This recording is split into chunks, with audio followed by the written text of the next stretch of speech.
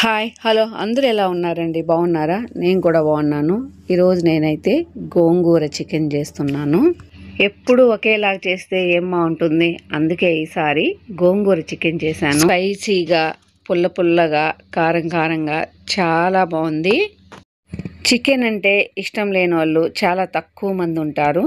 అందులోనూ గోంగూర చికెన్ అంటే సూపర్ అంటారు. దీన్ని నేను ఎలా తయారు చేశానో చూసేద్దామా? ముందుగా దీనికోసం అయితే స్టవ్ వెలిగించి స్టవ్ పైన బాణలు పెట్టాను. అందులో కొద్దిగా ఆయిల్ వేశాను.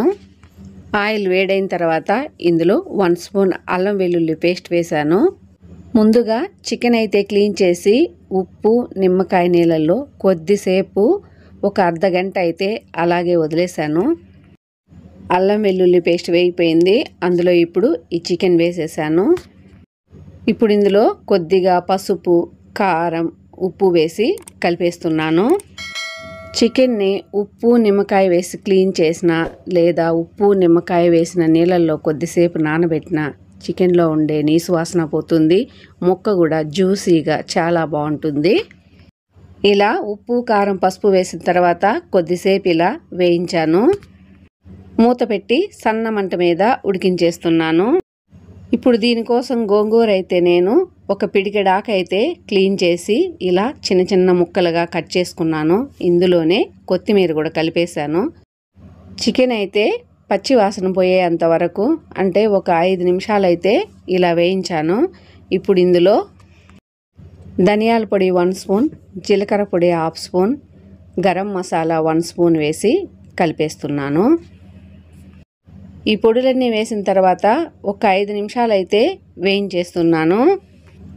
ఇలా కొద్దిగా వేగిన తర్వాత ఇప్పుడు ఇందులో కొద్దిగా వాటర్ అంటే ఒక 2 స్పూన్స్ వరకు వాటర్ వేసి బాగా కలిపేసి సన్న మంట మీద మూత పెట్టి ఉడికించేస్తున్నాను.